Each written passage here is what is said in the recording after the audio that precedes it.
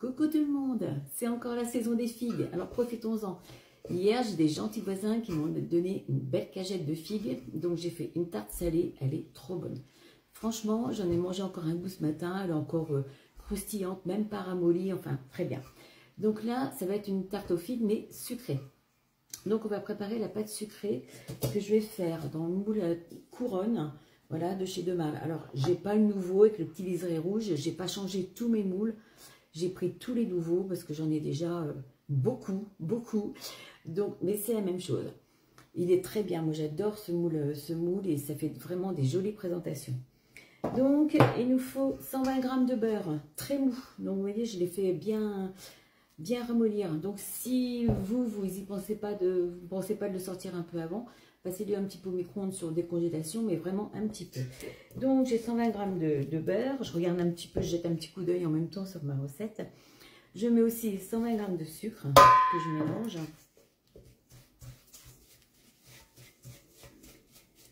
Voilà, je mélange tout. Je rajoute un œuf. Je mélange. Donc là, pour mélanger, je prends la spatule double embout qui est un petit peu plus rigide que la spatule haute température. Voilà, elle est plus facile pour mélanger toutes ces pâtes-là. Le fouet, non, ça n'irait pas. Donc, on mélange alors, doucement hein, au départ. Voilà, le beurre, le sucre et l'œuf.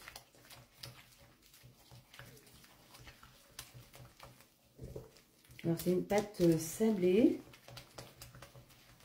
qu'on va étaler à la spatule ou au doigt. Il n'y a pas besoin de l'étaler sur une feuille à pâtisserie. Allez, un petit coup de spatule, voilà.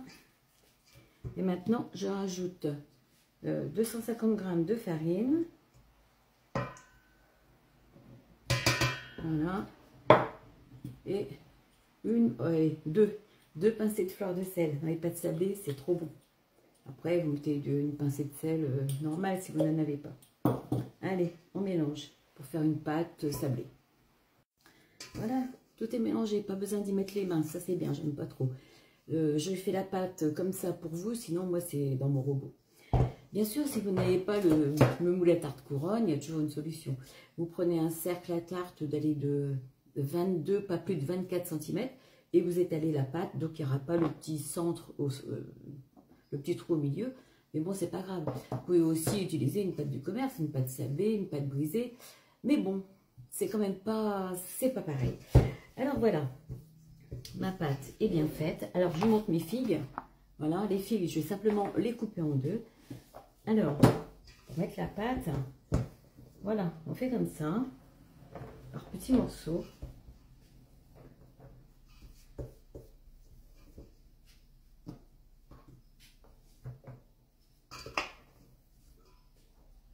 On en met un petit peu partout.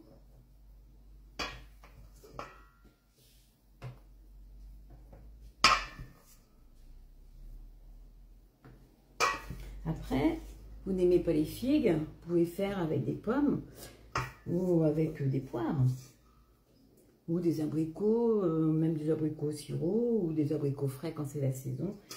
Moi, je fais des figues, j'en profite parce que bon, la saison n'est pas très longue et moi j'adore, mais tout le monde n'aime pas les figues.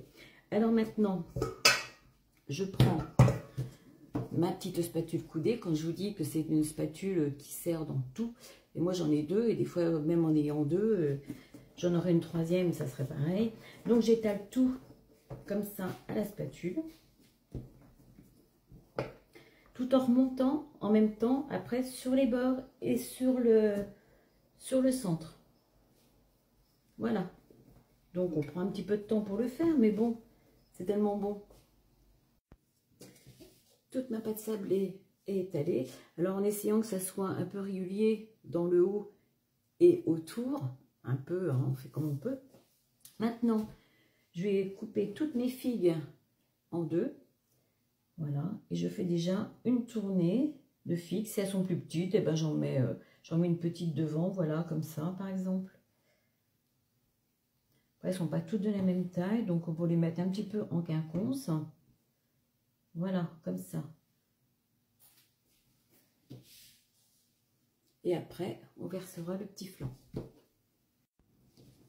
Voilà, j'ai fait le tour. C'est joli comme ça. On va préparer la crème. J'ai déjà fait cette recette il y a au moins 2 ans. Elle est sur le blog de tatagâteau.fr. Mais des fois, on me dit, oui, je ne dis pas toutes les quantités. Mais vous savez, des fois, on ne pense pas toujours à tout. Donc là, il est déjà. Alors, si vous voulez reprendre les quantités, tout est écrit. Voilà, ça sera peut-être plus facile que de revisionner tout le temps les vidéos. Donc, pour la crème, j'ai préchauffé le four à 180. Pour la crème, j'ai mis 20 centilitres de crème liquide. Avec 3 œufs. Donc je mélange tout avec ma petite cuillère magique dans mon pichet verseur. Voilà, on fait tout là-dedans, c'est très pratique. Je rajoute 50 g de sucre.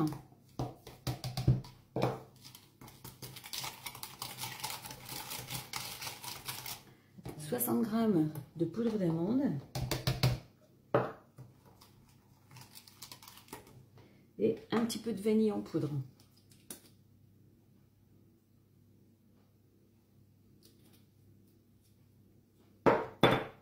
Voilà, je mélange tout.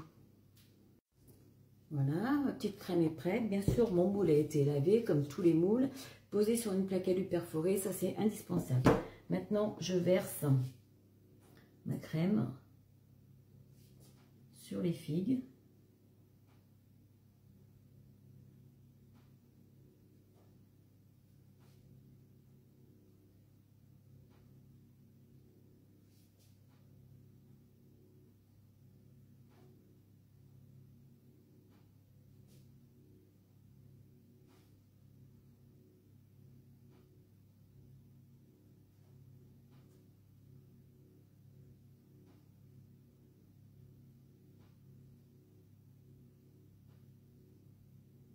Il faut quand même remplir la... faut quand même mettre la pâte jusqu'en haut du moule. Après, ça dépend les figues, combien on en met. Voilà. Et ça passe au four pour 40 minutes à 180. Ma tarte vient de sortir du four. Bon, il y a quand même ouais, une bonne dizaine de minutes. Regardez, ça sent trop bon. L'amande, la poudre d'amande, enfin tout ça. Elle est déjà bien... Je vais attendre encore un petit peu pour la démouler parce que la pâte sablée, ça reste mou. Mais regardez, elle est déjà bien ferme. Donc, je vais bientôt la démouler. Je vais vous montrer aussi le reste de celle d'hier. La tarte aux figues chèvre de Cyril Lignac. Voilà, elle est comme ça. Regardez. Elle n'est pas molle du tout. Hein. J'en ai déjà mangé la moitié moi toute seule puisque Patrice n'aime pas les figues. Donc, même froide, elle est bonne. Et ce qui fait le goût un petit peu sucré, ce sont les échalotes en fait. Bon, moi j'ai pas mis de miel, j'ai pas de miel liquide, mais c'est très bien comme ça. Et le petit goût sucré, c'est les échalotes. Et franchement, froide ou chaude, c'est bon. Allez, à tout à l'heure quand je vais démouler la tarte. Bon, on la démoule cette tarte, je pense que c'est bon. Alors déjà, on décolle un petit peu le centre, mais bon, ça se décolle tout seul. Alors moi je vais vous montrer ma façon à moi. Quand c'est une tarte qui est bien, qui n'a rien qui colle dessus, qui risque de s'en aller, je vais vous montrer comment je fais. Sinon, dans le vrai démoulage, voilà, on doit se mettre au bord de la table, comme ça, commencer à déshabiller le moule et mettre la plaque en dessous pour récupérer la tarte. Bon, moi quand je peux ne pas le faire, je ne le fais pas.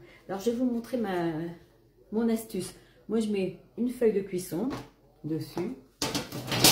Je mets une deuxième plaque à alu perforé. Voilà. Je prends le tout, je retourne. J'enlève. Je démoule. Regardez comme elle est bien cuite en dessous. Vous voyez, même avec les figues qui sont un petit peu bien mûres, ça fait un petit peu de jus sur le dessus. Et après, qu'est-ce que je fais? Je pose ma grille. Comme ça, et je retourne le tout. Voilà. Et qu'est-ce qu'il y a de collé sur ma feuille de pâtisserie? Rien du tout. Et voilà, ma tarte va finir de refroidir correctement. Après, je mets un petit peu de sucre glace dessus. Je vais la mettre dans un petit plat de présentation et on se retrouve. Si elle vous plaît, ma petite tarte, n'oubliez pas le petit j'aime et le partage. Allez, merci, à la prochaine recette. Mmh.